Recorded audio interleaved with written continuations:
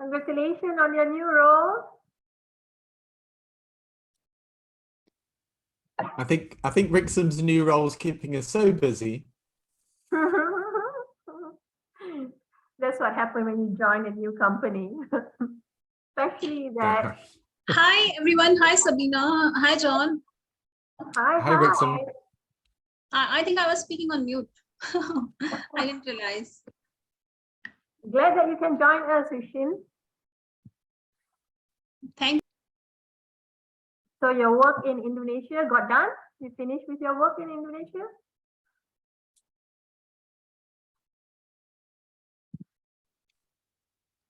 Where's she gone? She's disappeared. I think so that she dropped. Cool. Okay, so it's live on Facebook now. Yeah. Excellent. All right. All right, Rixon just dropped out and dropped in again. Shall we start then? Where are we? We're 5 minutes past, so yeah, let's kick it off. So we're on Facebook. We'll see how many people sign up through Facebook. Salha, it's good to see you here. It's the first time I've seen you. Hi. Hi. Sabina keeps talking about you, but I haven't met you before. All right, so we shall kick off. So welcome everybody. What have we got? We've got a few people here. I just put it up onto the EMT sites to see how many more people will come that way. So we're going to be talking today about conscious leadership, and I think this is really, really well timed because the 21st century, especially post-COVID, people are starting to go that this, there's something else. This isn't this life's got to be better than this. And there's so many more people doing it. The second biggest, the second fastest growing industry in the States is coaching. And a few of you might have been on Tony Robbins. He's doing a 5-day challenge this past week, and they were hitting 1 million people on his Zoom call. I'm sure he had a few feeds in there, but they were hitting over 800,000, touching on 1 million people. So there's a real interest. It's accelerating fast, and there's something else going on. It's about raising your consciousness, really.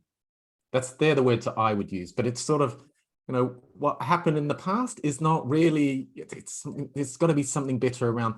And I think why I'm excited about this talk that Sabina, that we're going to give, that Sabina's going to deliver, is it's really about leadership. Leaders in management, leaders on sports teams, leaders, that doesn't matter where you're leading from.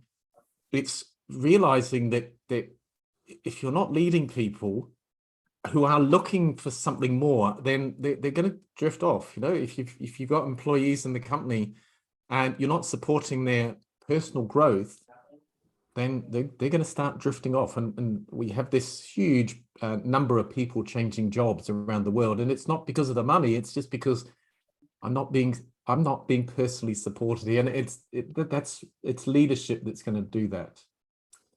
But what is conscious leadership? It's conscious. It's thinking about leading people. It's not just dictating to them. That was the sort of the 20th century, the old way that we dictated to people. We told people, gave them tasks.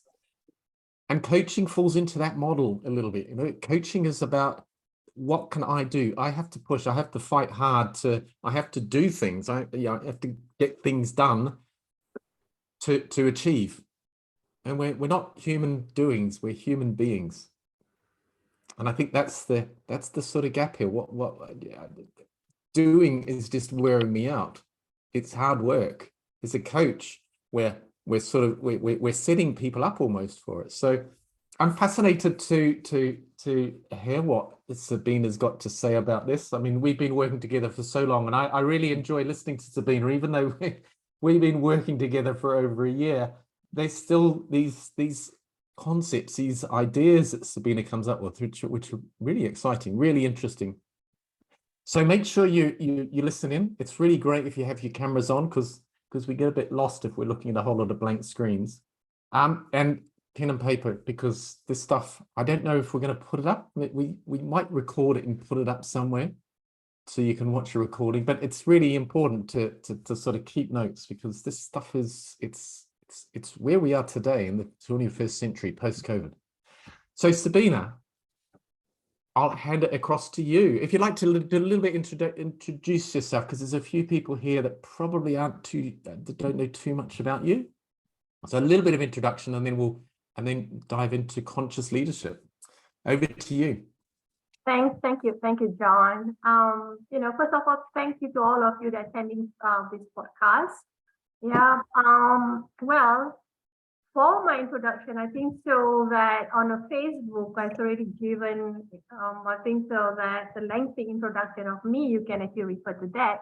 But basically, just to let you know that for 30 years, what I've been doing was I was into hospitality industry. So I grew actually from the property HR director and then move up to the area regional directors. I handled about 3 regions before, and I moved into divisional role.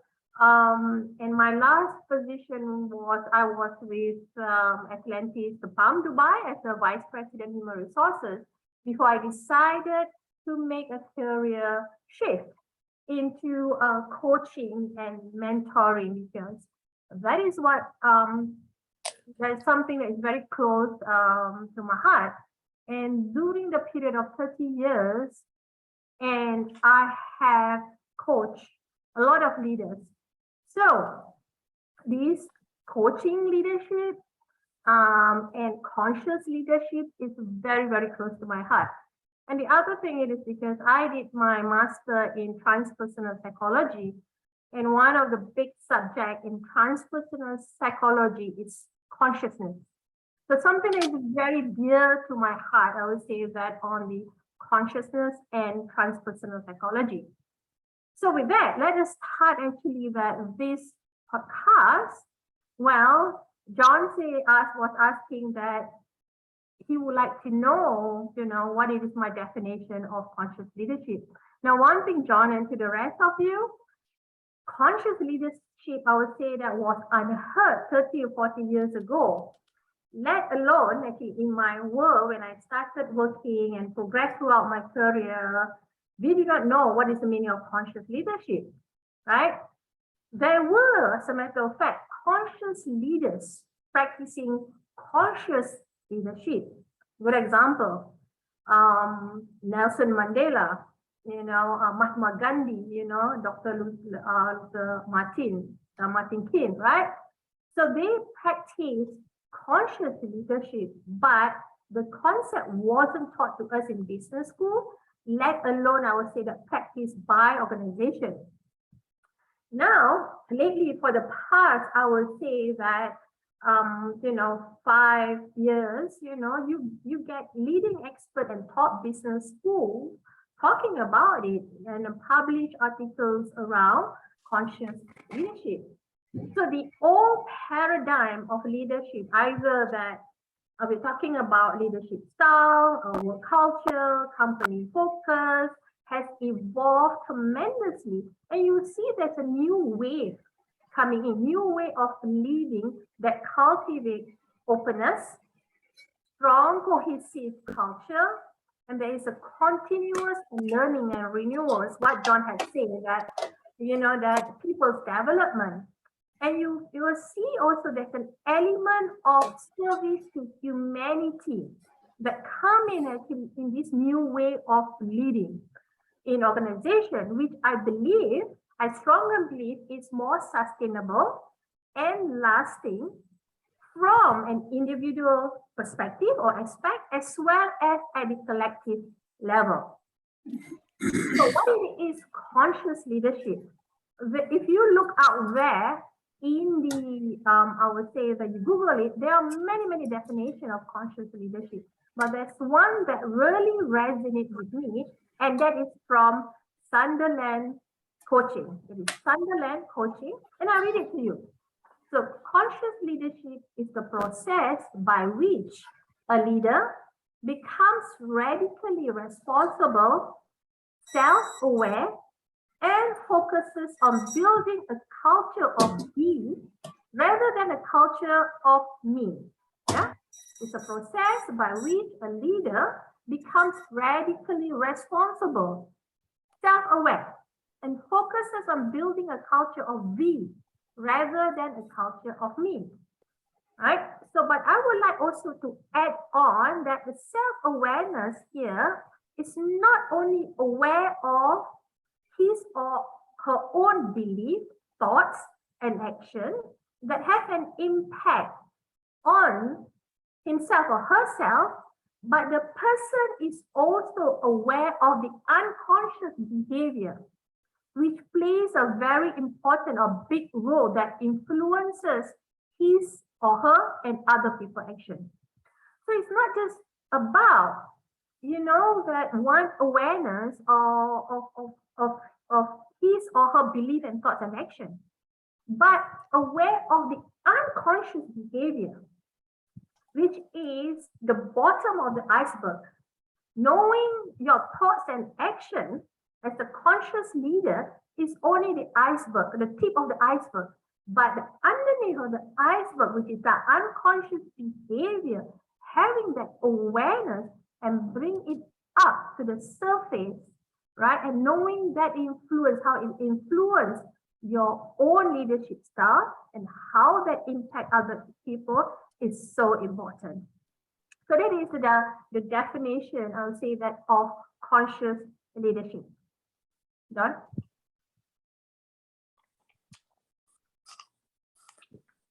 Thank you, Sabina.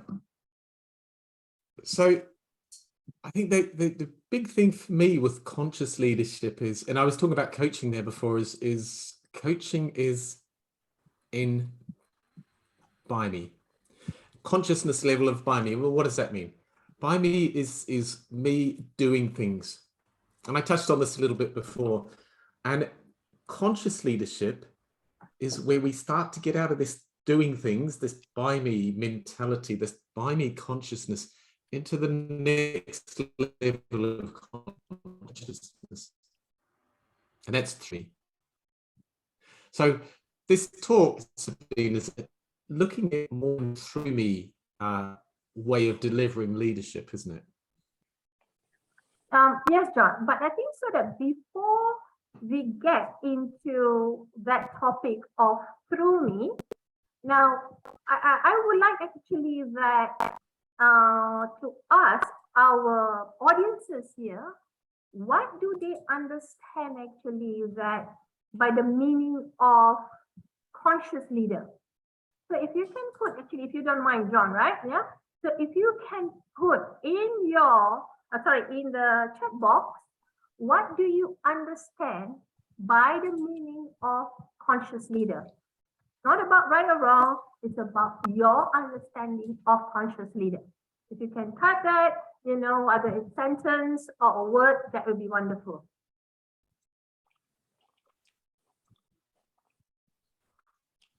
So this is one of those moments when you play a little bit of music so people can get active. So we're just giving a moment here. So if you can type on the chat box, what do you understand by the meaning of conscious leader? Or if you find that if you are a conscious leader, what do you practice? So the Mariam say truly collaborative instead of directive. Amazing.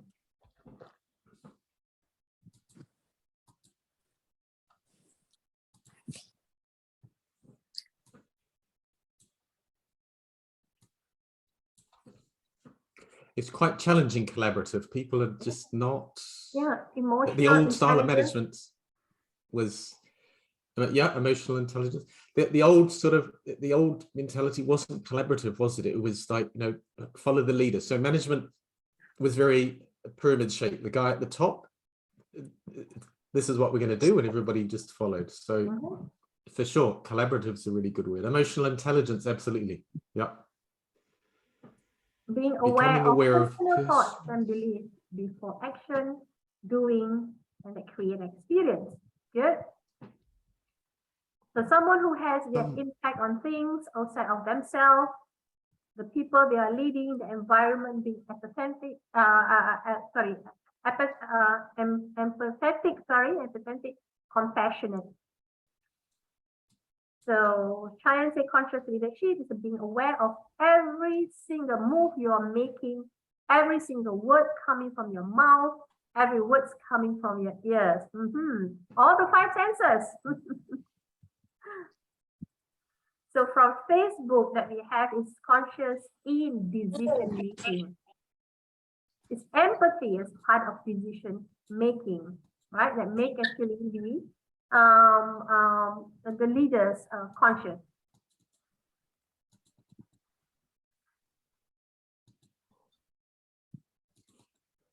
I think that's about it, isn't it? Okay, Everyone's good. had a thing there. So we have an amazing, John, amazing answer from our audience about, I would say that the definition of conscious leader or understanding of a conscious leader. But let me tell you one thing. So whatever that we think that this is the definition of a conscious leader, let me tell you, it's only one part of it. Now, a better question for all of us to ask is, where am I as a conscious leader in the terrain of conscious leadership? So I repeat, where am I as a conscious leader in the terrain of leadership? Now, for you to have a better understanding where you are in the terrain, we are going to use the model of 4 levels of consciousness to what that John has said earlier, that about through me state of consciousness. But before we get to the through me of a state of consciousness, you want to know first where you are as a conscious leader in this terrain of conscious leadership. So what are the 4 levels of consciousness? To that, I would invite the Zoom master actually to put up the slide. We have, I would say that slide presentation here, a short slide presentation. So if you look into this slide presentation, the 4 levels of consciousness is to me, by me, through me, and as me. Those are the 4 levels of consciousness. But as we are talking about leadership consciousness, I'll actually be referring to the to me state of leadership, by me state of leadership, through me state of leadership, and as me state of leadership. Okay? Yeah. So we will go from one quadrant to the next quadrant. So let's move actually to the next slide, which we are going to look at the lower left quadrant, which is to me leadership. Now we are focusing actually that on leadership consciousness. Yeah. Okay.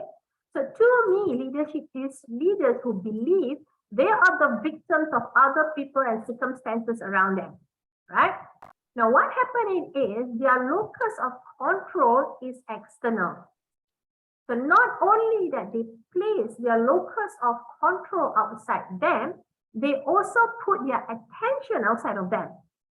They are convinced that they are the victim of circumstances of the outside forces. It is the outside forces, it's the situation, it's the circumstances that cause the suffering. Okay? Now, to me leaders, they have the tendency to blame other stakeholders. So they either blame the employees, their bosses, company, customer, vendors, and they also put the blame and criticize the external circumstances, and they feel that that are the one that causing the problems and suffering. It's a definite separation here. It is not me. There are others and circumstances to be blamed. It is not me. And you can see that this to me leaders, what happened is they walk around with a position of victimhood. We have this self-pity, feeling helpless, hopeless. They seek sympathy and even take pity from others. And usually that you will find that these type of leaders, if you have it in your organization, they have mood swings. You know why?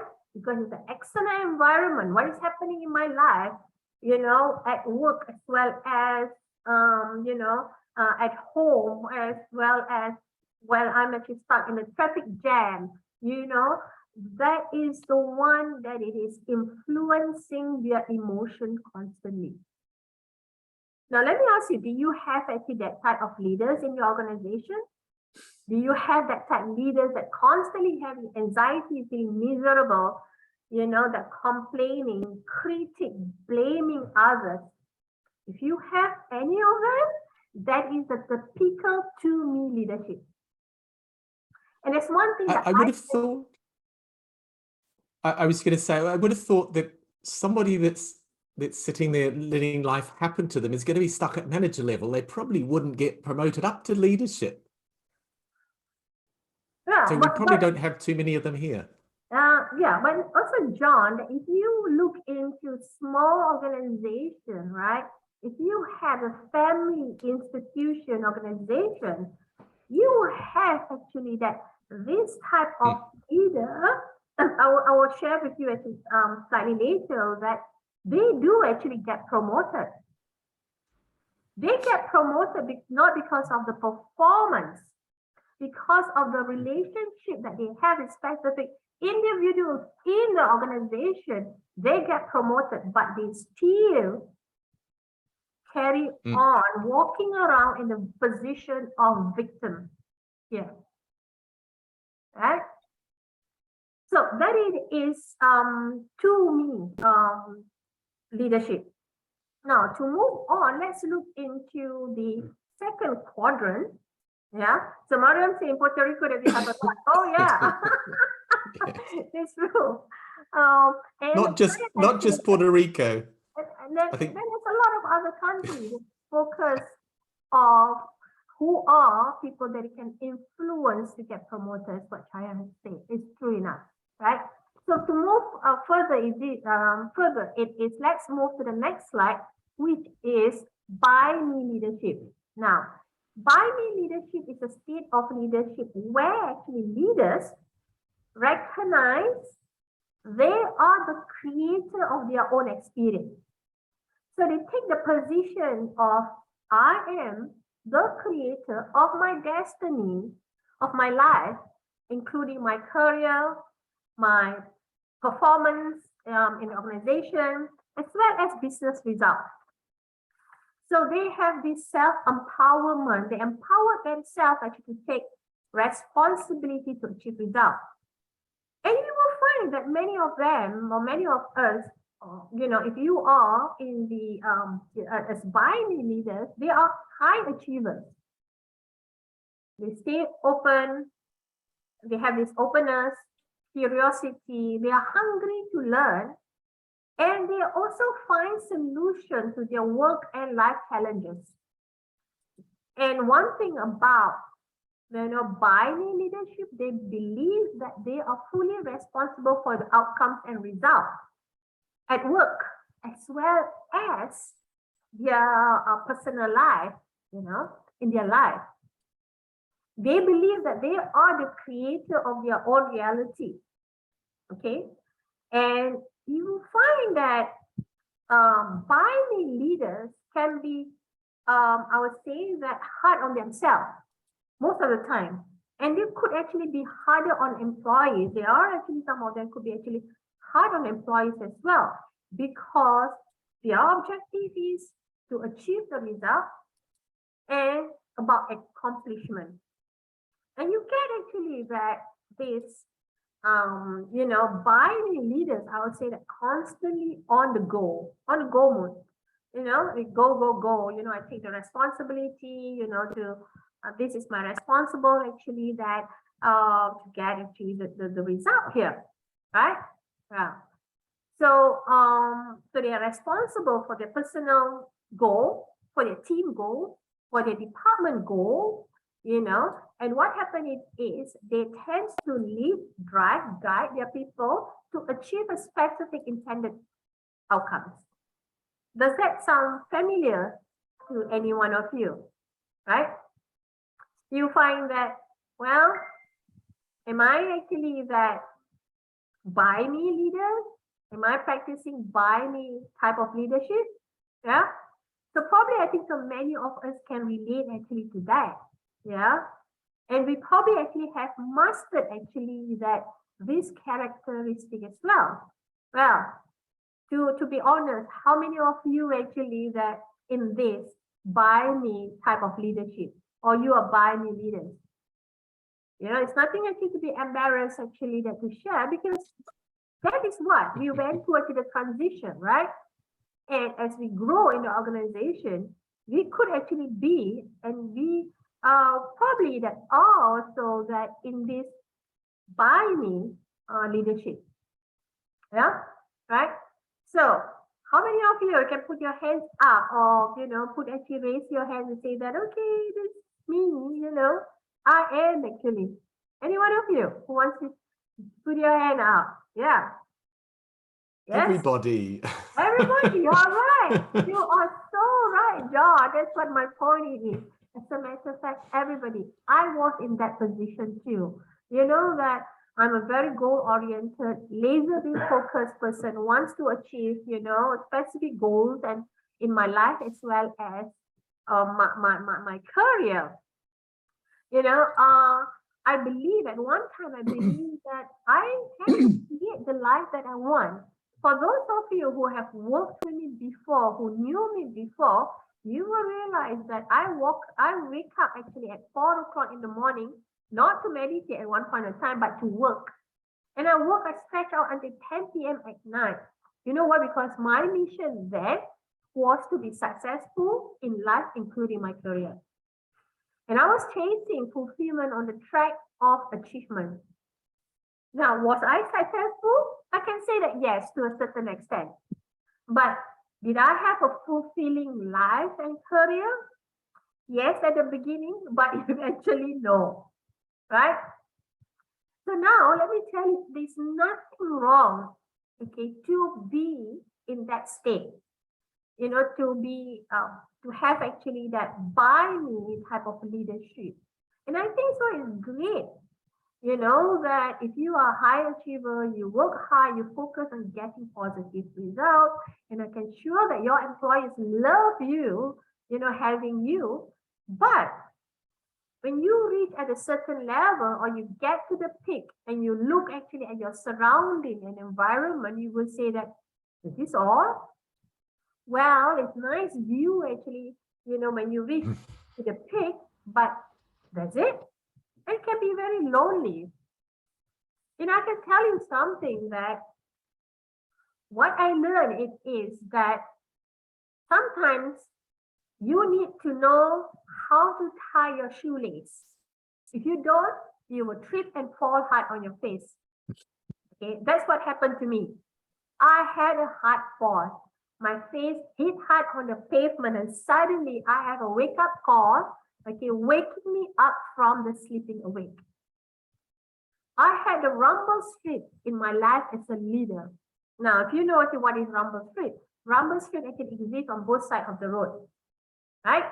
So if you are driving and you are going over the rumble strip, right? And you can hear actually the noise, especially driving, right? And this is because for many years, you are trying actually to cope with stress, pains, and frustration. And I was saying that one of two things that could happen to you. You could either truly learn from your lesson, so you can move up and transition to the next level of consciousness, right? Or you keep on getting the same lesson, probably I think slightly different format, but you are still actually getting the same lesson here until you learn, right? And I would say that if the rumble strip noises are persistent as you go off the road, please take note that it's delivering a message to you. The message could be that you either change the scene in your movie. This is also the metaphor, right? I think so for those of us who follow us, John and myself, and you will know what's the meaning of, that scene in your movie, right? The message from the rumble street, the noises from the rumble street, is it perceived? It is giving you a message that you need to change the scene in your movie. And usually it links to your belief system that link to your reaction to the event. And if it actually hangs around too long, okay, there are consequences. And that consequences could be actually that you will have emotional health issue, which can also have a mental issue or even relationship issue. So that's one thing that I learned actually, to be in this by me state of consciousness that about the rumble street. And I learned that there's a massive difference between a life-chasing success and a life-chasing fulfillment. So let us actually just go back here, I think, so that to the slide, like number 1, that is actually the 4. If you can go back to the slide. Yes, this slide. Now, if we are talking about this podcast is about how you elevate or you transition your leadership, let's take a look at the transition from to me leadership to by me leadership. Okay, now the to me leadership has the culture of excessive control. So we're talking about the organization culture here.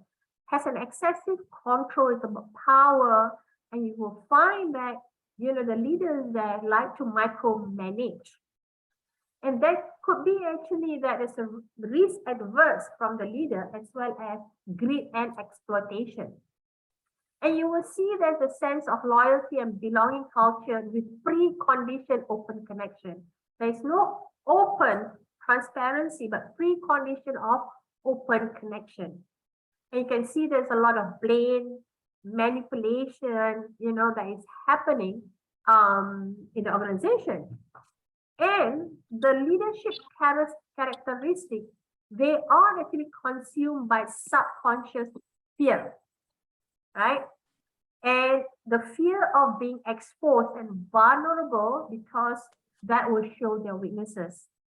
Now, if you have an organization transition over from to me to by me, let me tell you, it takes a great deal of self-awareness to recognize and transition over, including actually transition over to by me leadership. First thing, it is hard actually for them to admit, to look into the mirror and to say that, hey, that I am actually moving from blaming and criticizing and, condemning, people, and I'm moving actually to this by me, and you have to take a radical responsibility to shift from to me to by me by letting go of this blame, criticism, fear, and the biggest thing is the ego. Yeah. So there are companies, I'll say, that moving into by me, and they have decided to end the blaming and criticizing game. They are more value learning, curiosity, instead of defending their ego or being right. Okay. Fear, which is one of the underlying motivator before, okay, are actually that being replaced by pride, desire, and courage. So you really actually needs to let go of your ego. It's no longer is about me here. And you will find actually the leaders that in by me, leadership, I would say that they have actually they will speak actually openly and honestly, and they invite deep dialogue with the employees, instead of having lingering gossip in the corridor, pantry talk, actually, so forth, right? Yeah. So if you are, I would say that by me leader, give some credit to you, because it's a great transition actually that from victim mode actually that to taking that responsibility. Yeah. I would say it's a better living in true state of consciousness. However, I would say that it's not sustainable to live in this state, not for a long time. Yeah. Okay. Yeah. It is hard work moving Exactly. up these consciousness levels, and there's lots to learn. And then if you're working in a company, it's the company situation that needs to move, and this is where the leadership comes in, because it's the leaders that can direct the company, and it's really the leaders that need to step up. Yeah. And John, the reason why I say it's not sustainable, because if you are by me leader, I would say you're probably actually struggling swimming upstream against the current of life. And you find it which is exhausting and sometimes leave you feeling miserable, right? You find yourself feeling stressed, you're exhausted, you're burnt out, then what happened, right? Now, in the by me leadership, you still have the perspective of self. You still have the egocentric. Now, even though that you find the culture of by me in organization is about, that culture of togetherness, it's about focus on quality, productivity, efficiency, let's drive results together, let's drive success together, is still actually an egocentric agenda. Yeah, it's still about me, it's still about us, my family, our family, my department, it is my department. Okay, my company, our company, our community. Is still actually an egocentric agenda, but there's a better way. And that better way, it is through me leadership. So let us actually go to the slide that shows that through me leadership. Next one. Okay, yeah. So through me leadership is where the leaders actually surrender their own personal agenda and begin to collaborate with higher consciousness, which is greater than themselves. Now, if by me leadership, leaders place the position of a creator, through me leaders actually take the position of co-creator. So there's a sense of flow. They flow with the river of life and things happen naturally in this through me state of consciousness. Now I can give you actually an example here, which actually happened to me last week. Okay. Now I was about actually to secure a project, okay, with a company, and I'm keen actually to present my proposal to the CHRO. So plan actually for the presentation, the plan was to present to the CHRO early this week. And I was liaising actually that with the area director of HR, okay, which is all good. But that didn't happen. What I mean didn't happen, and that presentation for the early of the week didn't happen. Now, if I am in the binding state of consciousness, I'll be upset. I'll be disappointed as what we have planned, for the presentation actually that to carry out beginning of the week didn't happen. I am disappointed as well because we have planned this for many weeks. But I decided actually to adopt through me state of consciousness from the beginning when I was working actually on the proposal, and also that with this company, I decided to adopt through me state of consciousness and surrender and allowing the best outcome to present by itself. Now, what happened here? So I do not know whether that person is here with me. My apology, but this is a good I would say that example actually to give here, because it shows you actually that state through me state of consciousness. Now to continue on, the director, the area director GM got terminated at the beginning of the week. So by the area GM got terminated this week, the whole strategy that I was working with the area director and the general manager got changed, right? But at that point of time, I decided to remain open to receive guidance from the higher consciousness. I have no idea what that new strategy will be. And what I've done was I did meditation, and it was when I was doing the meditation yesterday, I received the light bulb moment. And usually that when I will receive my creativity when I step into my alpha and theta state.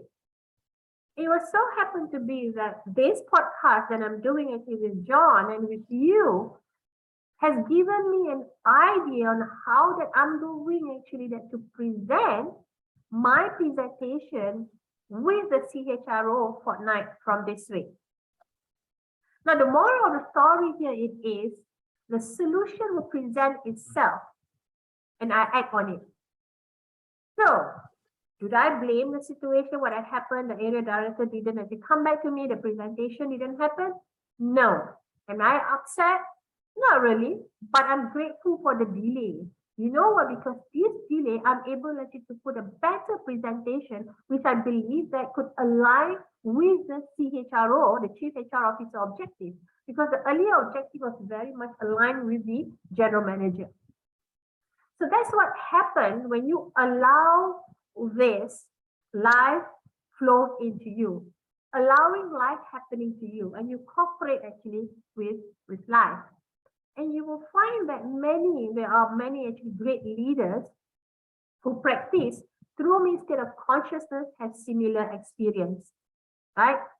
You know, you have great musicians, famous authors, I would say that movie script writers and innovators, they get their most creative, inspiring ideas when they are in flow with life, right?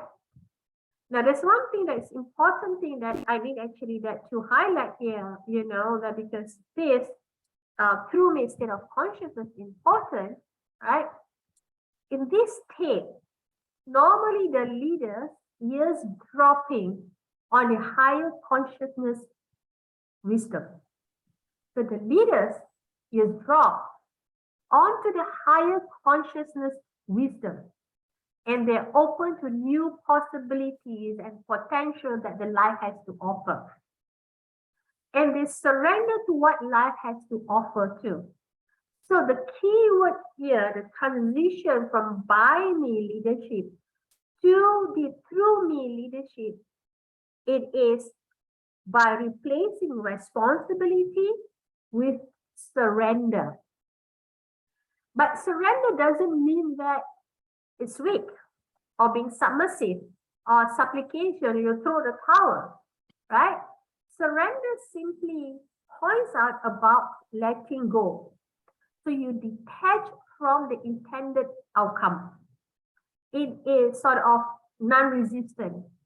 You surrender to the fact that there is a higher intelligence that runs everything actually in this universe. So when you do that, life seems to flow a little easier and you are less stressed about it, right?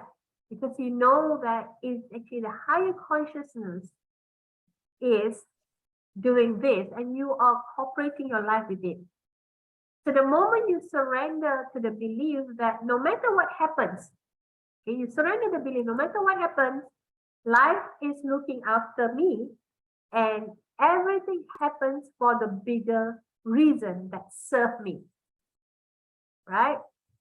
So when you actually do that, suddenly you notice that your stress level just go down. And I can tell you when you surrender actually to the high level of consciousness, you know, to the higher intelligence and allow life, you cooperate with life to happen, you will have beautiful experience and feeling. But Yeah, also John, I'd like to say that I also realized that for the leaders who practice through me leadership, they are very comfortable questioning their own belief. They will ask, Absolutely. yeah, Yeah. they question actually their own belief about their own life and the world that they need to be. I think it's good that you've explained surrender, because surrender, you know, when I first heard it, it's like, oh, I'm going to give up and sort of, yeah, you go, but it's not. It's really, perhaps I would explain it, it's surrendering my ego. So a leader, it's Stephen Covey says, a leader speaks last. So it's not give up, it's surrendering the seat at the top of the table, if you like, allowing the leader in that project or that group to actually take control, because they're the one with the best skills. So it's not giving up surrender, it's letting go of the ego, and in that way, that's surrendering to allow the group mind to start to move. You get that, that's easier to get into flow. Flow is not an easy place to get to, but yeah, it's not, surrender's not giving up. That would be to me. So it's a different definition here of surrender. So yeah. Cool. So, and also the other thing is about this through me leadership is about serving greater good of others. So they often ask question about what can I offer to the world, right? How can I and we serve others? So it's no longer about I and we, which is the egocentric for the, you know, within the organization, but how can I and we as the organization serve others? Like what John said earlier, they are less interested actually that in themselves, okay, in their ego, but they are more interested in contributing actually to others, right? About what the world needs and how can I serve the world better. But the other thing is also about the attribute of through me leadership. It is that they live in the state of transpersonal.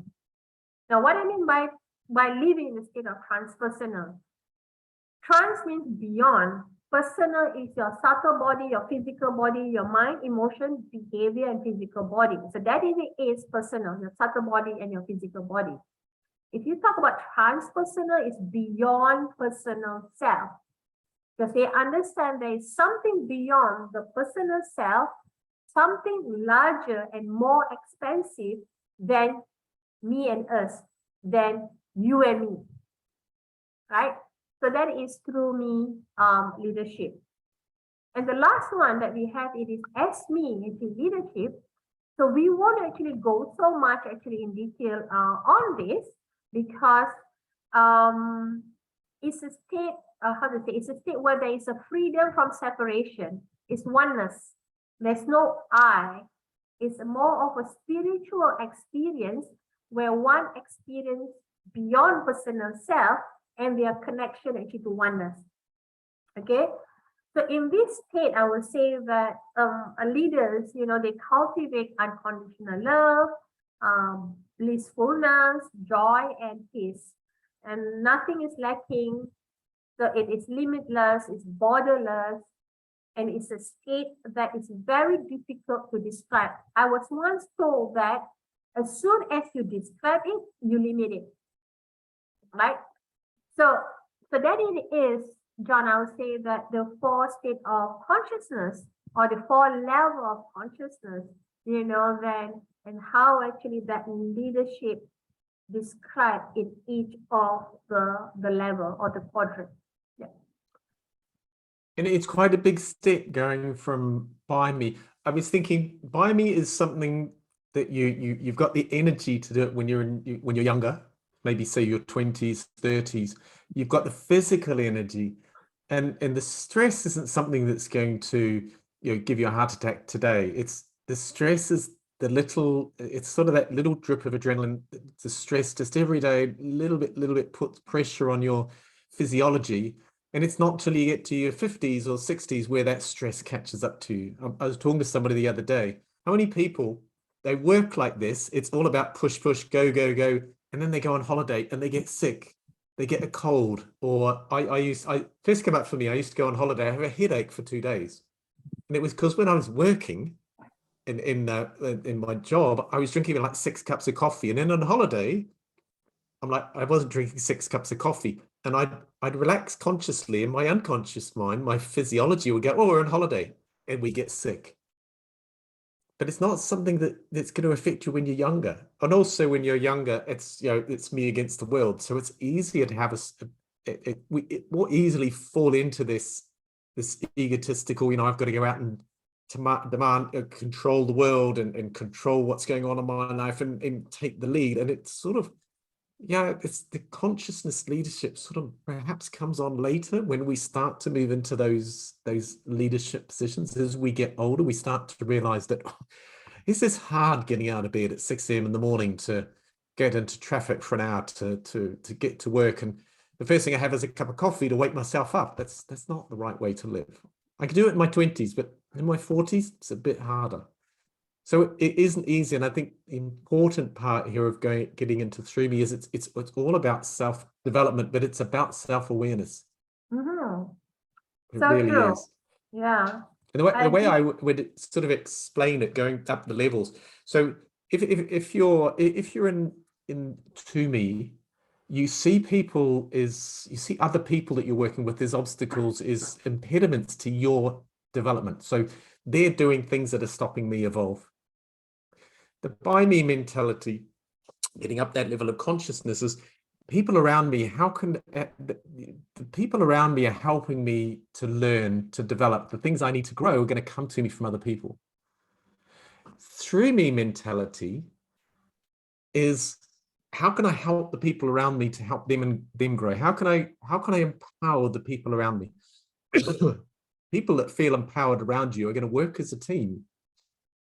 I'm surprised you didn't say there's no I in team, but it's quite true that people are not going to work as a team and get into flow unless they feel empowered. So To Me is, people are stopping me from achieving. By Me is, how can the people around me help me achieve? Through Me is, how can I help the people around me? Sabina. Yeah, that is Back to a you. good way that you have put it in, John. I'll say that in terms of the explanation that you give from the individual perspective, right? Yeah. Yeah. So, but then I think so that here we also wants to know that how can actually we elevate or we move to a higher level of consciousness, right? If you are in To Me leadership, so how can you actually get into Through Me leadership, right? Now, as what you have said is that in our early 20s, and that we could actually that be in by me or state of consciousness. But as we get, I think so that older now, we have actually more wisdom and so forth, and we keep asking ourselves that what else is for me? What is it actually for me? What can I actually contribute and give back when I have actually all this knowledge and experience with me? And there's one thing that I know is that you cannot bypass, from To Me consciousness to Through Me by bypassing by me. You need actually to experience the transition journey from To Me to by me to Through Me.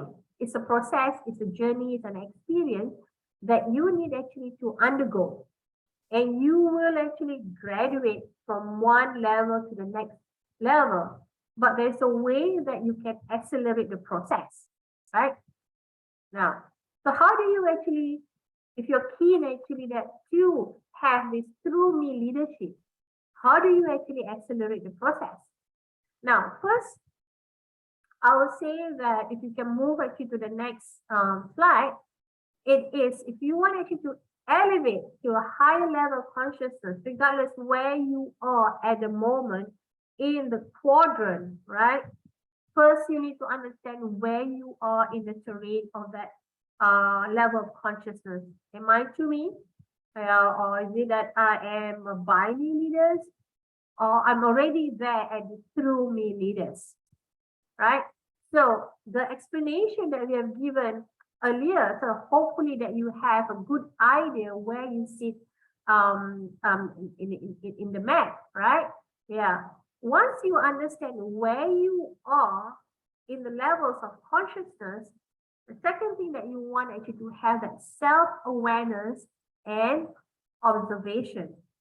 Now, self-awareness and observation is the way that you do self-reflection and peel the onions to look at your core beliefs, your values, your thoughts, and your action as a leader.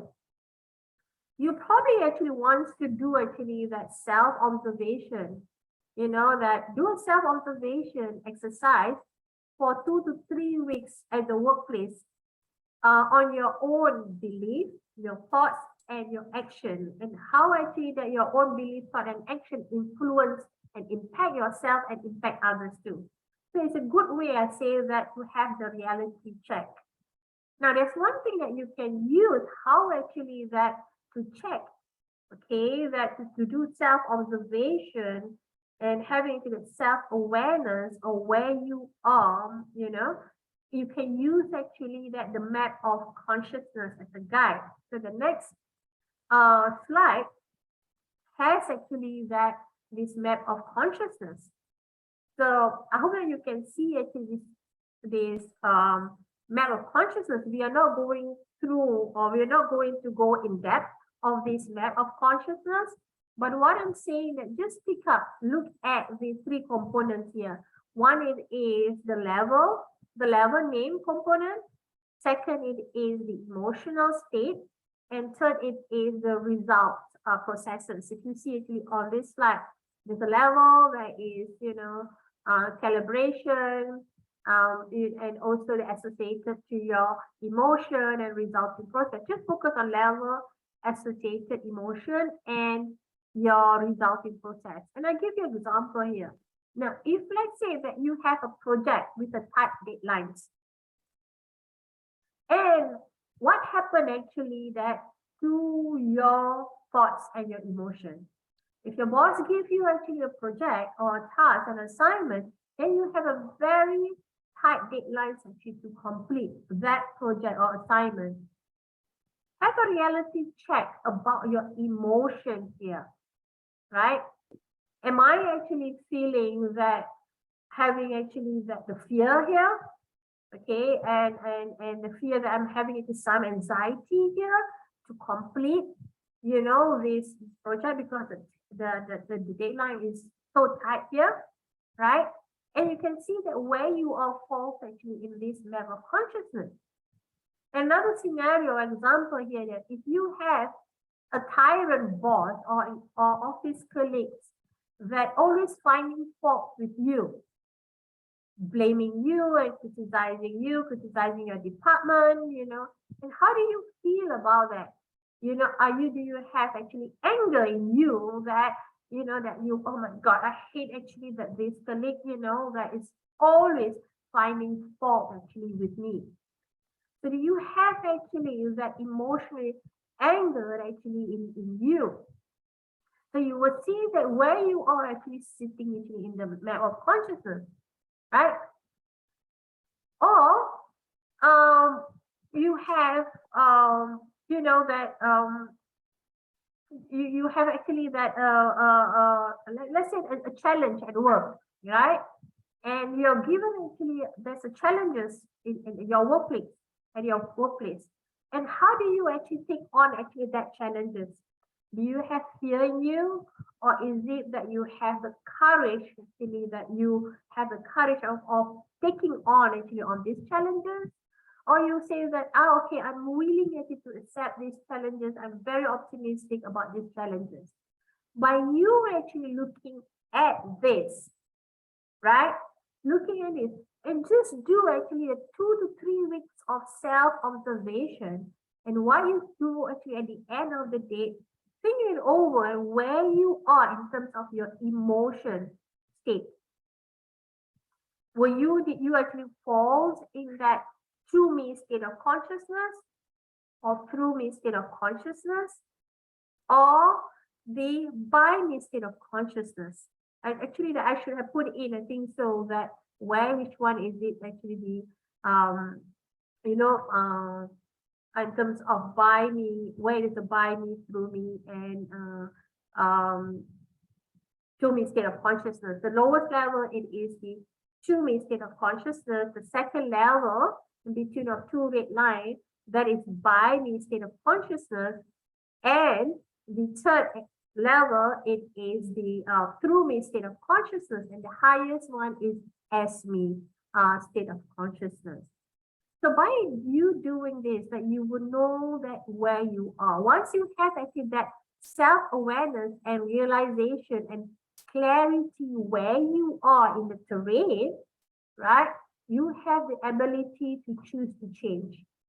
You have the ability to choose to how you respond, how you act, how you behave, right?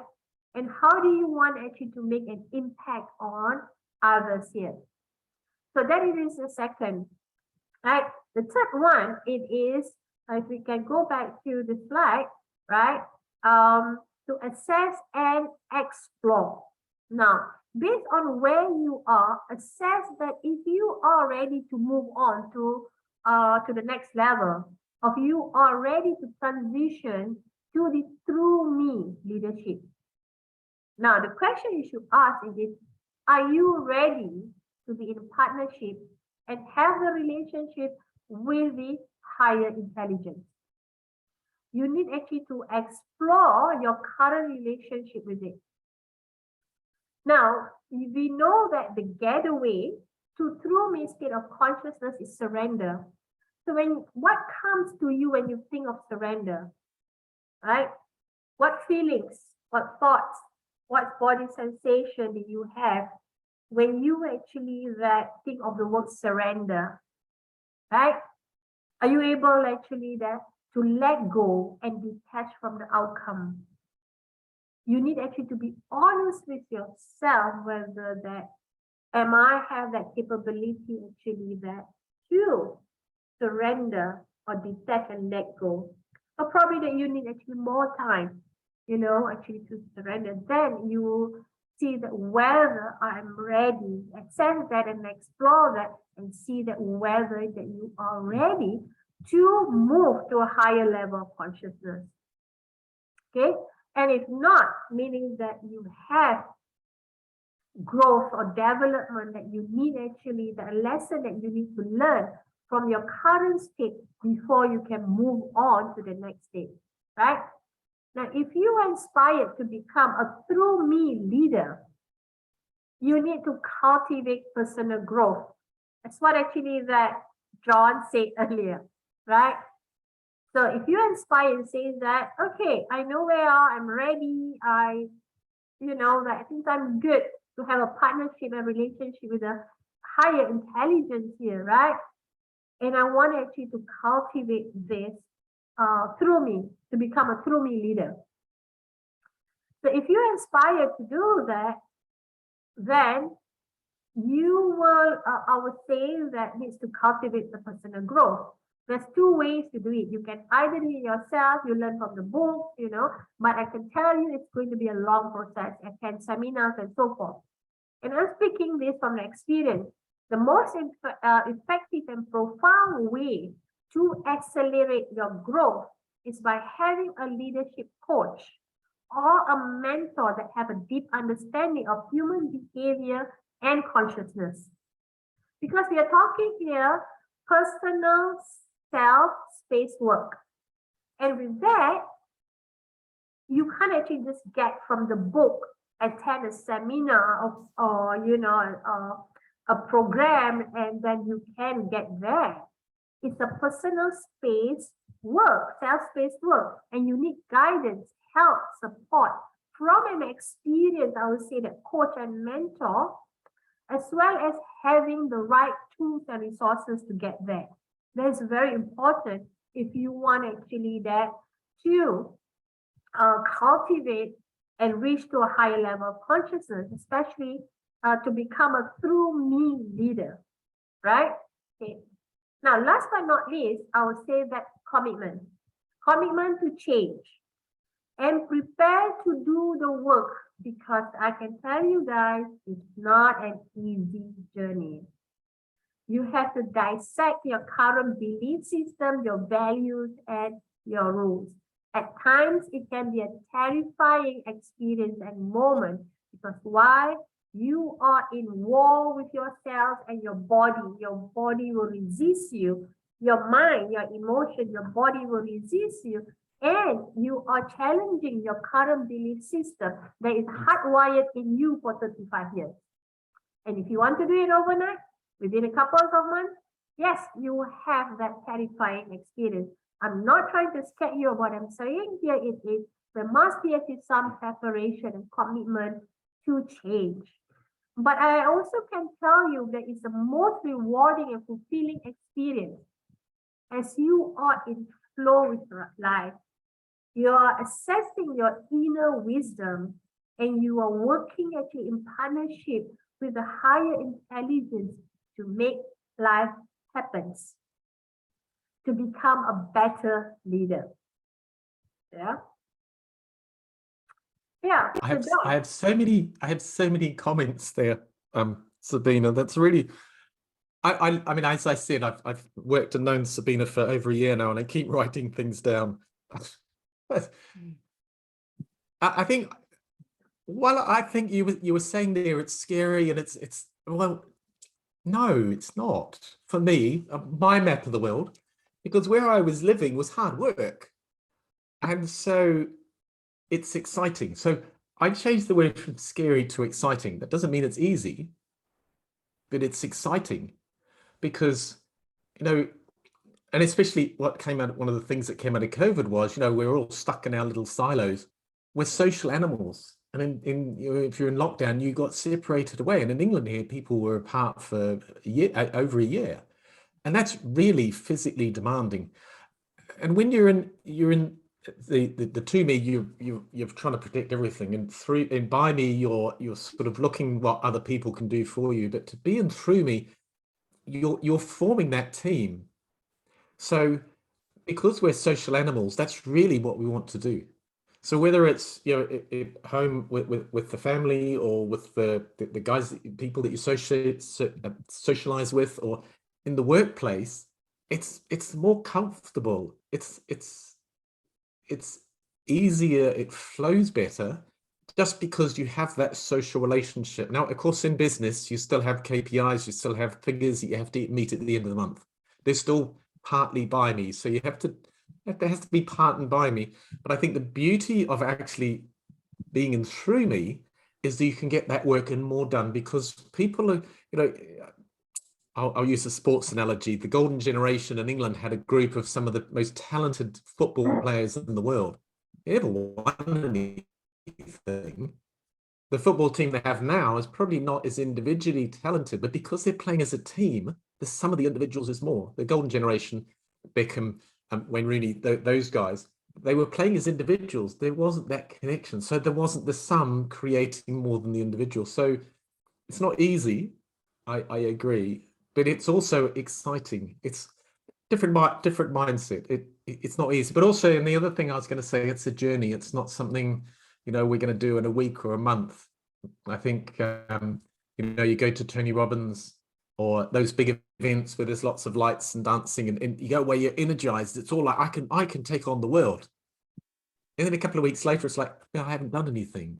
And you lose the motivation. And I think there's little bumps there in the road, high points, but it is a journey that's going to take a while. Things keep coming up. Oh, okay, how can I do that? I had a fascinating chat yesterday with one of our other colleagues, Alex Sermonkoff, and he's working on bringing this conscious leadership into his company. He employs 50 people, and he's struggling. He knows the concept. It's not easy to put it into words. Conscious leadership. It's a concept rather than a thing that we do. Of course, it's to do. You're in that by me consciousness, and he's struggling with the group, with his company, because some people are there, they get it. Okay, this is what I want to do. Some people are like, well, no, I want to protect my little space. I don't want to step out so much, a little bit more still into me. So as a group within a company, you're going to have all sorts of people. And I think one of the important things that I recognize with this self-development and looking at how I can move into through me is that as I change, the people around me change. And some of the people around me, they'll be like, no, I want it like you were. We don't want this change. People don't like change as a rule. So some of them people will drop off. In one company I worked with, they started the company as an IT company, and the first conversation was, this is going to be a conscious company. They had the 5 managers at that stage. They employ again 30 or so people. It's a software company. The 2 directors, this is what we want to do. They took it down to the first level of management, and one of the guys just couldn't handle it, and very quickly afterwards he left. And that they were quite happy about that. He left on good terms. So it was better to have the people that was threatened by that through me mentality. They weren't comfortable with it, to have him out so that the team could then work as a team. His management team could work and flow. It's not easy, but it's a journey, isn't it, Sabina? Yeah, I agree with you. John, the other thing I just want to clarify here, because when I say that it's a terrifying experience. Exactly, it's not. Well, yeah, just hold on, let me just explain. It's a terrifying experience because that you have this past conditioning that's built in you for 35 years, where you are at the moment, right? You are programmed, you're being conditioned. You wanted actually to change through me, your state of consciousness, to be actually in relationship with the higher level of consciousness here. What happened is that your thoughts, your emotion, right, and even yourself will wage a war against you, because you're challenging your current belief system. Now, what happens if you try to do alone? I give you an example here. I tried actually to do alone. I actually found out about this state of level of consciousness when I attended Deepak Chopra with Deepak Chopra. That was in 2012 when I went there. 1 year I spent my time in San Diego, and I learned this level of consciousness. But at that time, I didn't have the knowledge of transpersonal psychology yet. Okay, and as well as I didn't went through my personal growth. So by me just having books, attending programs, and seminar, and try to work on myself, my very self wage a war against me to say that you want to change your current belief system. It wasn't sustainable. It is a beautiful journey, a rewarding, a fulfilling experience that you have. But I'm saying that to all of you, to do this, have someone to guide you, right? Because it's like it's a personal self-space work here. You need a proper guidance, help, and support here from an experienced coach or mentor who will give you the right tools and resources. Probably, John, and you are lucky enough, you have the right tools and resources to guide you. For someone who do not have, you will need that guidance. You will need to go on the journey alone. You reach there, but probably take a slightly longer path and journey. Along the way, you will have a bumpy road and struggle. But if you have the support group, this peer group that have the same like-minded, into the same journey, then it will be much easier for you. Yeah. You're sort of answering the first question, Sabina. Merrick's asked, any clues on how to look or find a leadership mentor? Oh, okay. So probably we can expand slightly here. I mean, in this, it's lucky that because that the work that John and myself are doing, And it's a few of us that who has joined under the Peter Six Academy.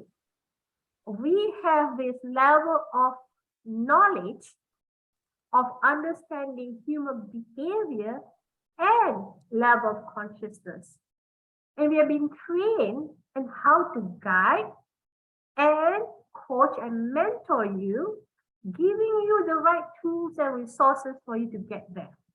So there's already, I'm saying here that I'm not selling it to myself here, neither I'm selling John here, but I'm saying that there is actually that program. And one of the programs that we know is Elite Mentorship Program, Elite Mentorship Forum Program, that provide you actually the guidance, the tools, the resources, to help you actually to accelerate your journey to become a conscious leader in through me leadership.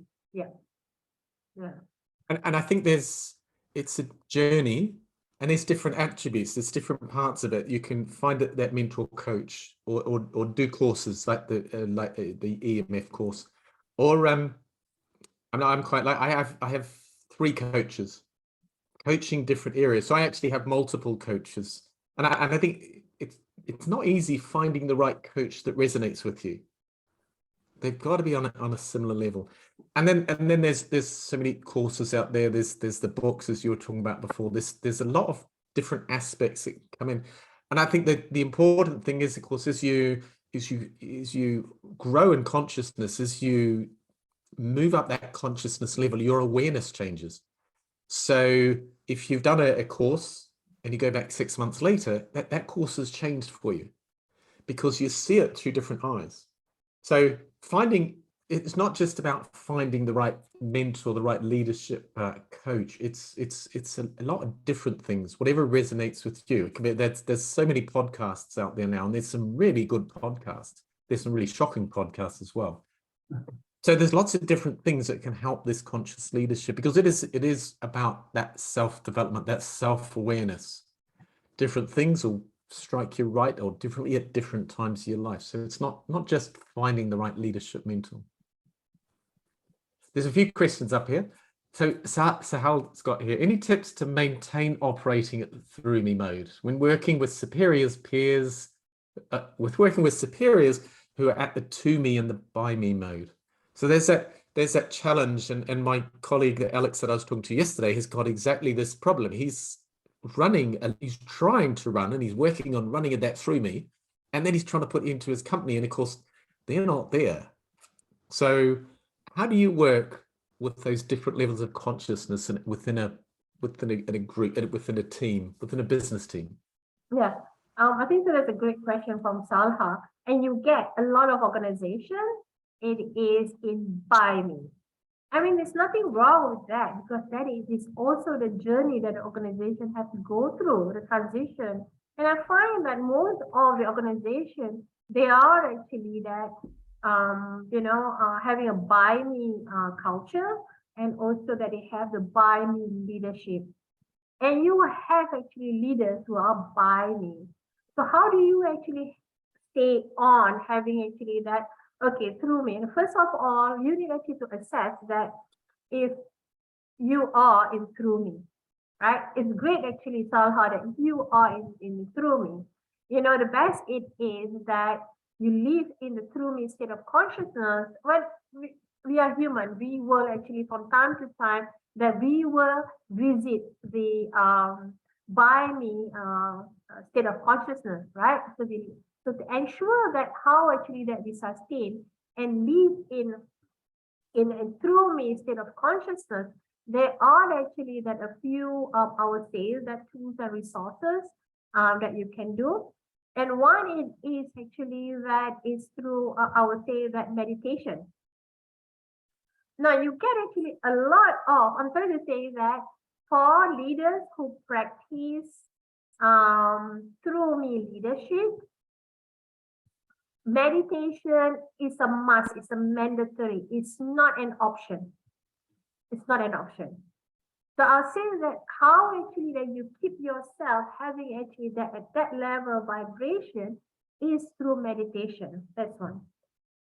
Second, it is actually very important actually for you to have the right peer group. I don't know whether John agrees with it or not.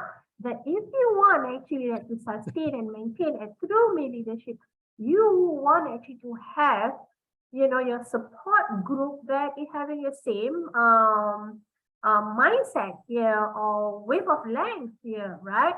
That supports you, because that support is very important. And there are actually like I would like to add to what John had said, that there are actually that program and podcast that promote, that sustain you actually for you to continuously be actually on that state of consciousness. There are many programs. Though that from me, that I personally find that you may need actually a personal guidance on an experienced person, especially that your maturity level is not high, depending where you are, even actually that environment state of consciousness, where you are in that terrain. Are you at the beginning or the binary, or you at the middle of binary, or you at the end, you're about to transition over, it's also play a difference here, right? So that is, I'm saying that having actually that guided coach or mentor is benefiting you because you're learning from an expert here. Okay.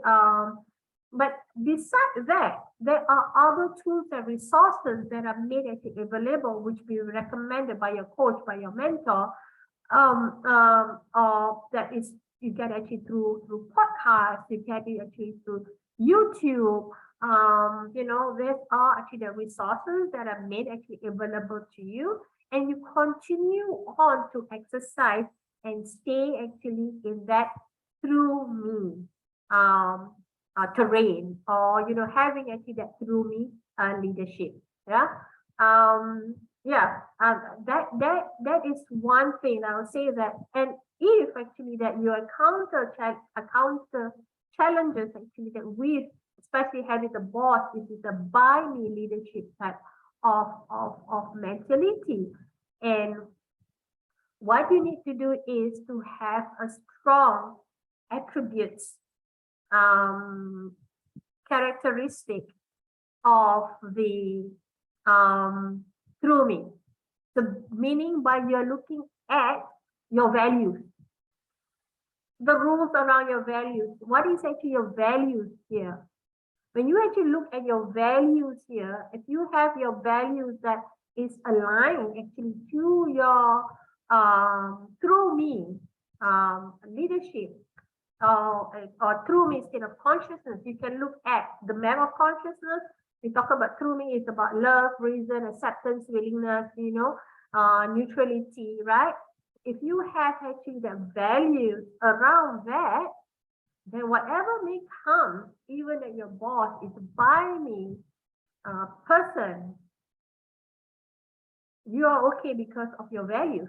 You have a strong value, and nothing actually that can, I'll say that nothing can actually that pull you down, okay, because of your values. You have a strong through me values. So look into your values as well, because I believe that the values and beliefs that you have must be aligned to the through me state of consciousness. Yeah.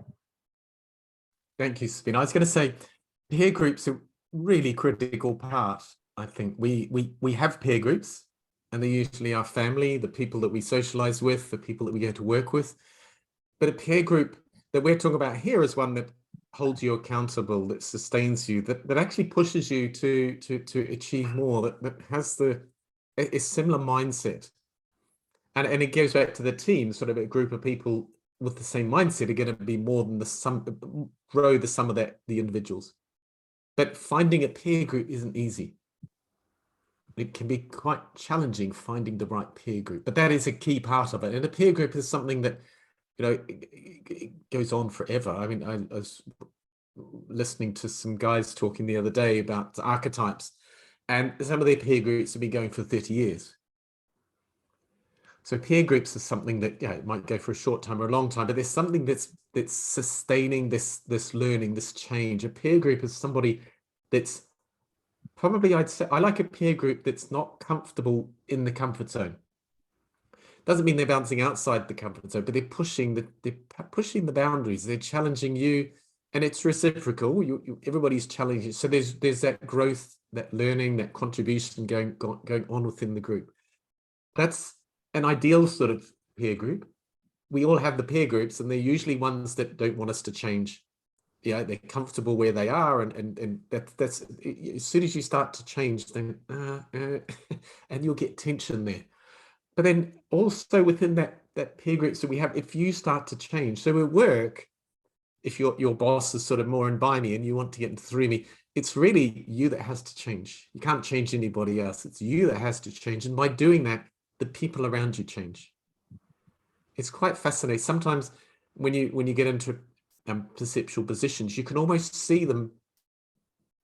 They don't know what to say, because they know that, you know, the way that they used to gossip, you're not interested in. So they go through that phase of not quite knowing, oh, okay, we were not going to gossip, and you carry on to another conversation. So change yourself first, and then the people around you change. I think for me, the peer group's an important part of that one. What's our next question there? Shayan's saying that the consciousness levels seem to parallel Maslow's hierarchy of needs. You can't be in through me when you're still pondering on the physiological needs. Absolutely. And I think there's different levels, models for different levels of consciousness.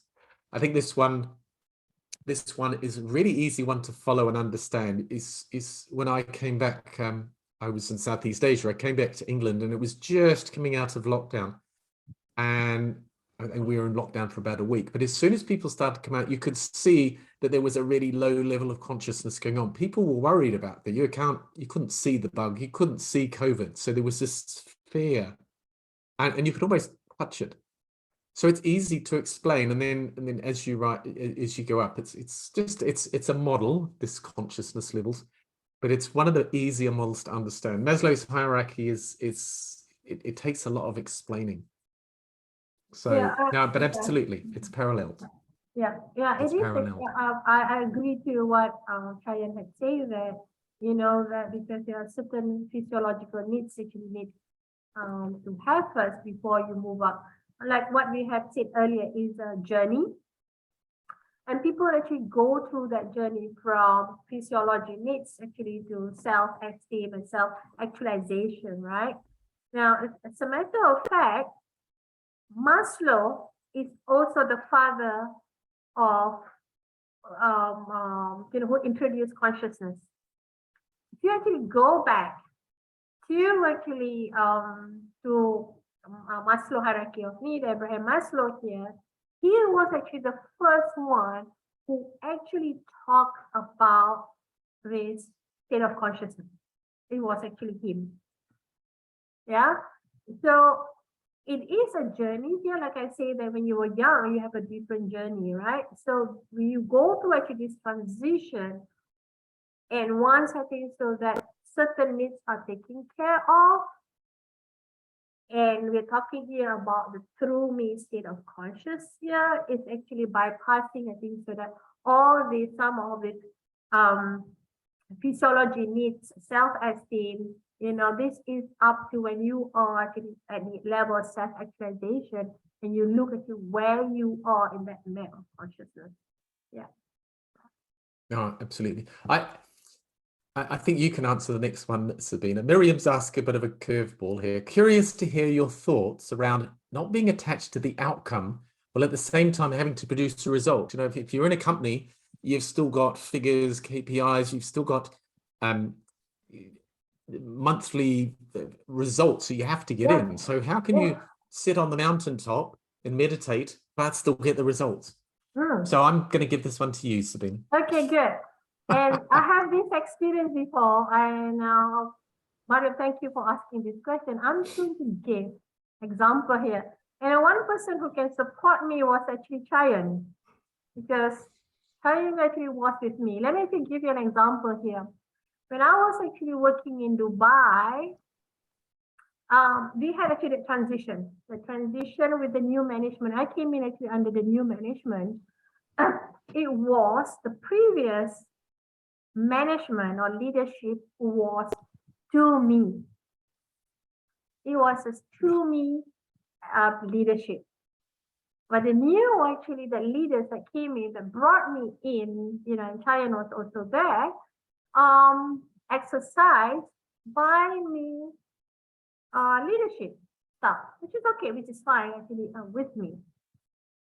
And there's one actually tall order that was given actually to the HR, and I was leading the HR, and Chayan, I hope you don't mind that I'm sharing this, because you are actually one of my team members there. It is on our employee engagement. No, it was on the HR audit. We called badly previously when I was in there, badly on our audits. It was so embarrassed to tell, actually put it that way. And when it came in, that I was determined that, okay, that we need actually to make some improvement actually in our HR audit. And this is a global audit we're talking about, okay? And yes, and at that point of time, I already know actually about this consciousness. So yes, we set a target, but what I have done was I detached from the outcome. And how do I do that? The detachment actually from the specific outcome, it is where that I open up collaboration actually with my team. So I have several leaders saying to them, these are the KPI that we have to achieve. But however, that the way that we do it is we promote actually each other. It's not actually a stress. It's about cooperation and collaboration. It's not about we are against each other here. It's not about me being a dictator and authoritarian actually leaders here. It's about, hey guys, how can I help you? Kind, you're smiling. You remember that? Hey guys, how can I help actually that to achieve this? We actually that achieve actually our HR audit here. Yeah. No, I completely agree. Being and not only for HR, for all the departments, being their business partner, because the thing is, all the time we have been telling them what to do, but just telling them, guys, tell me how may I help you, makes a big difference. Yeah.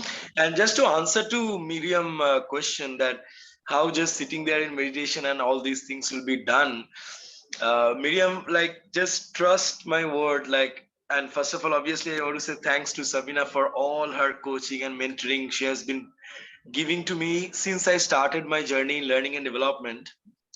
And I'll be always grateful to have her as my, coach on a very personal level.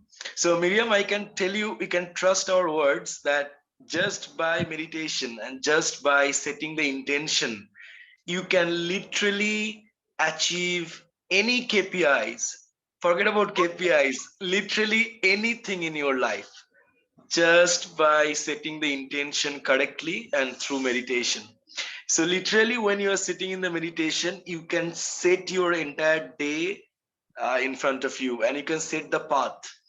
I know it sounds radical if you're not there, but it is possible. Just trust my word. Yeah. And the other thing is about meditation. It is not just actually that you meditate and that's it. It's about you meditate and you receive actually the clue, that it drops. The drops. The light bulb moments that you receive. When you receive that light bulb moment, take action. Absolutely. You sleep over it. If you have a problem in the company, you sleep over it, and you will be amazed to wake up with the solution, or during the meditation, the solution will just drop to you.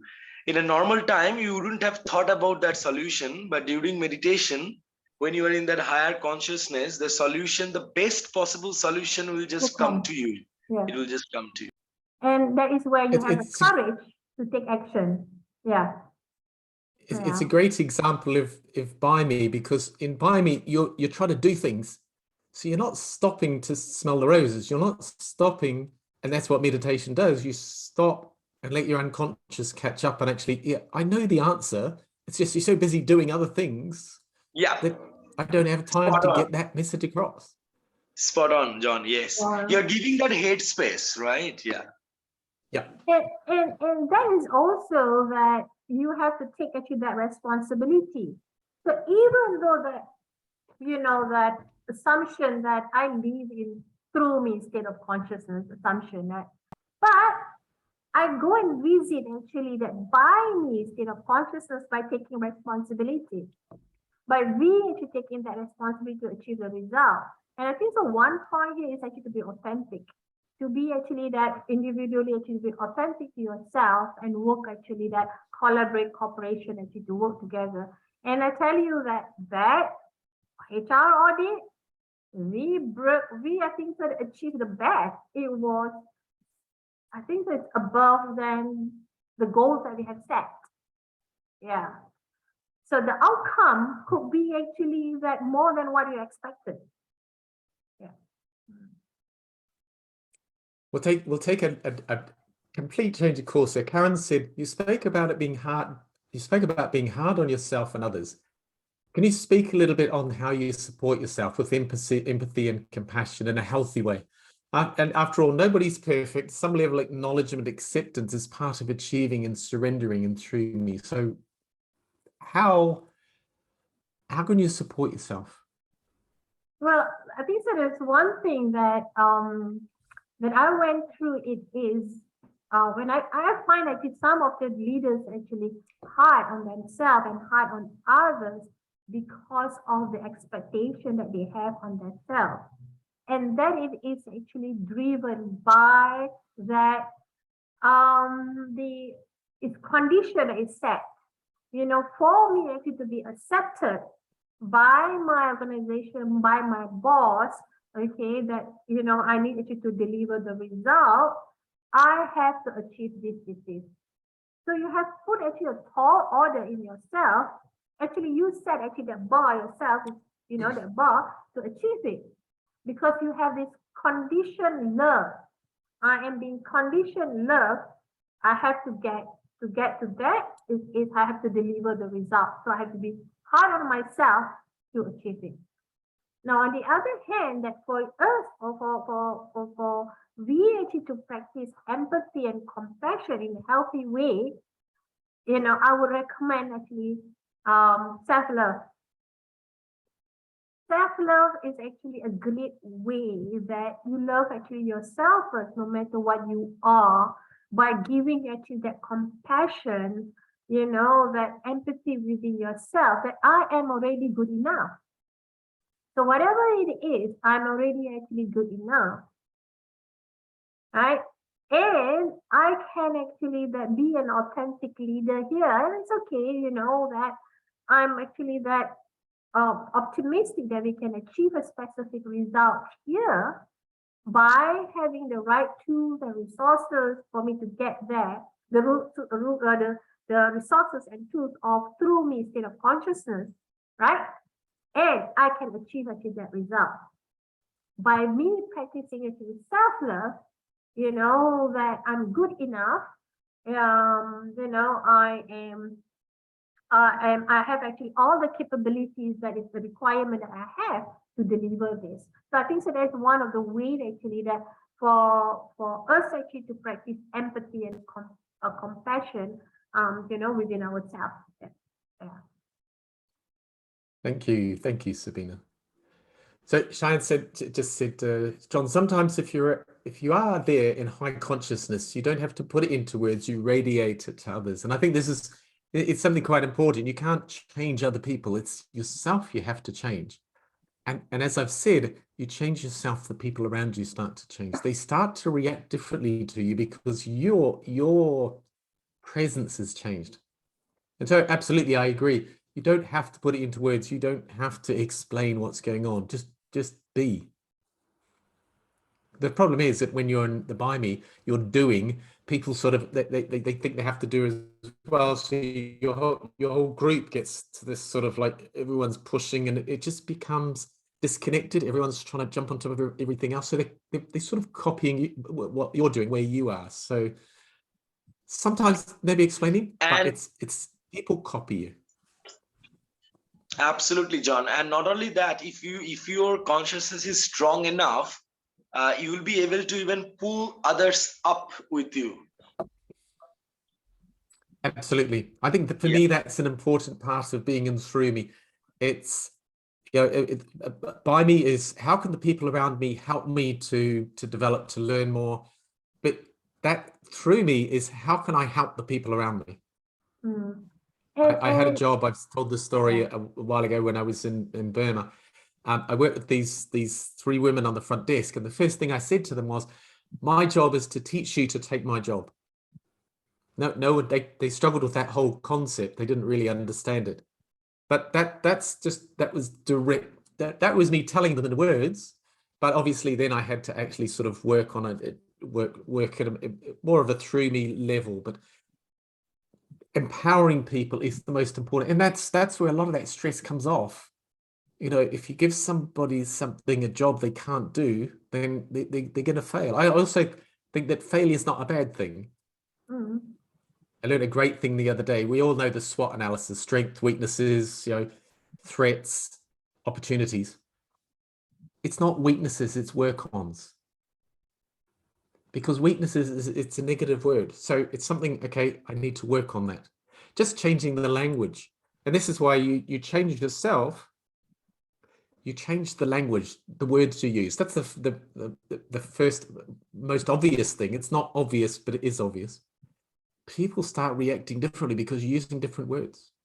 So absolutely, it's and of course you've got more energy to radiate. Just physically, you're just, people are more likely to come to talk to you, to interact, because they know they're gonna learn something. They're not gonna get shouted at. You know, if I'm in by me, I'm too busy for you. Go and do the job. If I'm in through me, it's like, no, okay, so what do we have to do? What's the problem? It's define the problem. Okay, now you go away and give me a couple of solutions.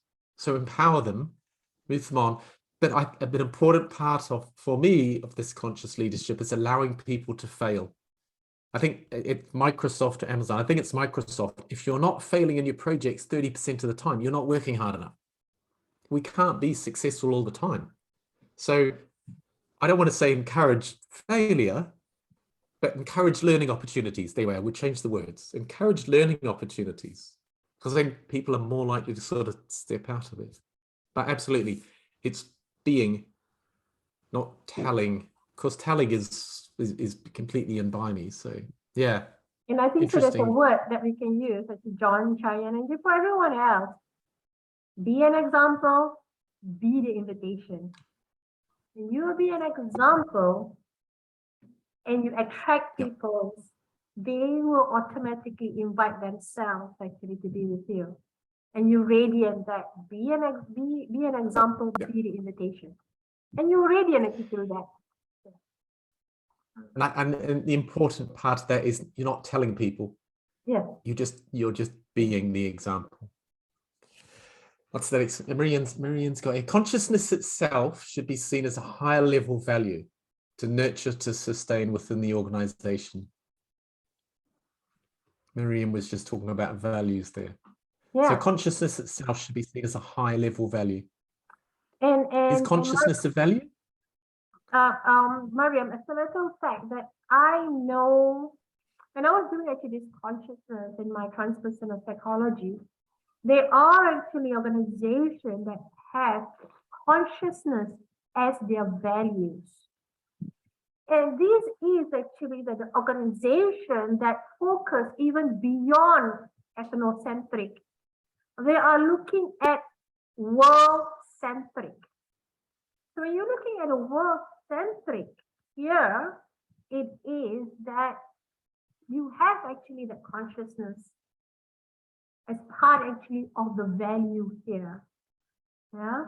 So again, I would say that it is depending where the organization journey is. You know that there's not many that I found that is in through me, the having it through me organization. I believe so. It takes time to actually to reach to that level. You know, there are actually that training providers, I would say, like, for example, Conscious Leadership at IS, that provide amazing, awesome programs for the C-suite in the organization and talk about nothing else but conscious leadership or leadership consciousness. So they are, but I guess so it's also a transition, you know, for the organization to reach that. But the most important is start with us.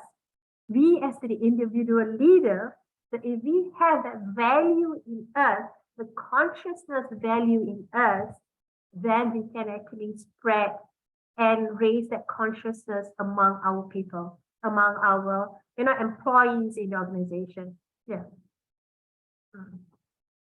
Oh, thank you, Sabina. Miriam's made a point here. She's talking about collaboration, but this makes me think that relationship with time must change as well. So many things don't need to be rushed. There should be an allowance for space so that light can come in. Our relationship with time, could change. That's almost an opening segue into another podcast. How's your relationship with time, Sabina? Sorry again, you asked my relationship with time? Yeah, I think that's a great line. Leaving the time for the light to come in. Oh, well, that's a big word actually, John. What do you have this used? I know, it's another podcast. I know.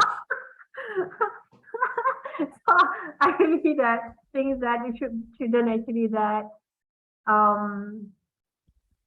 for, you know, allowance for the space for the light to come in. I think so the light that we need actually right now at the moment, we're talking about well Mariam, I can tell you this is a different level. How we're talking about this is the higher vibration we're talking about here.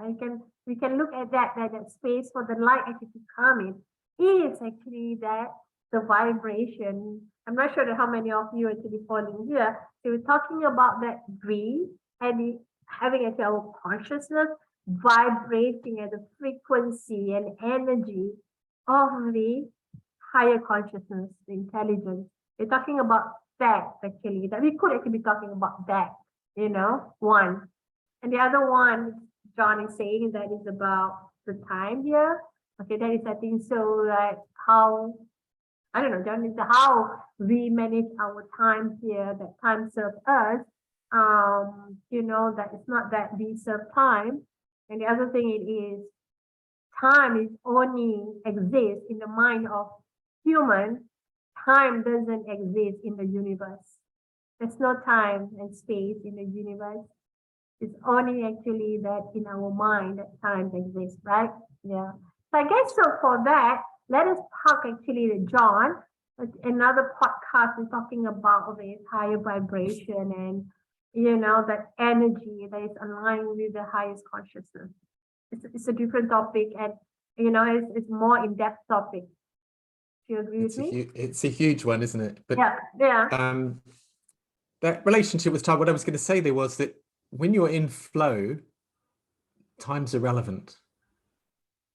So time is in when you're in flow, and you can get so much more work done. You know, there's been studies done where when people are working in business operations, they can get 5 days work done in half a day when they're in flow.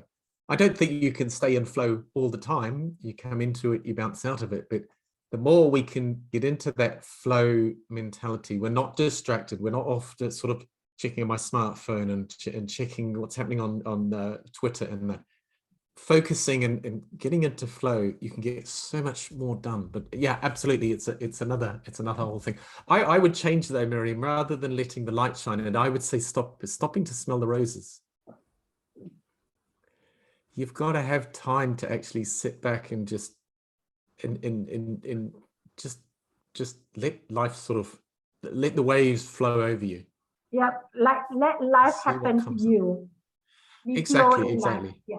we flow with life. Immediately reminds me, Miriam, if you don't mind me saying, because Miriam lives in Puerto Rico. I love Puerto Rico. There's some beautiful beaches in Puerto Rico, and I've sat there and let the waves flow over me. Next one. Oh, yes, Revi's put a link in there. We're going to give, there's a couple of free things that we're going to give to you guys. You just need to go to that link on the Google form that he's got there, that he's put up. Yeah. What are we giving away? Okay, so this is a surprise that we're giving away to those who join this podcast today. So what we want here is that is there a link given already? I think so, right? If you go to the link, what we want you to do is just leave your contact details, meaning your name, your email address, you know, with us, and you will immediately get the access to the giveaway, to the gift. And of course, you will get actually this presentation that we put together just now, you know, as you can go through. And second, it is we are giving you the London Real Talk, Peter's London Real Talk on the level of consciousness, right? So, I mean, this podcast is about leadership consciousness. We focus on leadership consciousness here, right? Using the level of consciousness. But with Peter Talk in London Real, he was very specific about individual level of consciousness, which is important as well, right? So it's good actually for you to listen actually to that, so you have a better understanding of the level of consciousness and where you are in that 4 level of consciousness. Yeah. It's a great video. It's also not available on YouTube, so you definitely have to go to that link to pick it up. Yeah. All right, so Remi's just asked if everybody can put their cameras on so we can take a group photo. So everybody that can put their photos on. Good, that's better. And smile. Now we see everybody, almost everybody. How about Beth and Rixon? And Karen? And Teresa?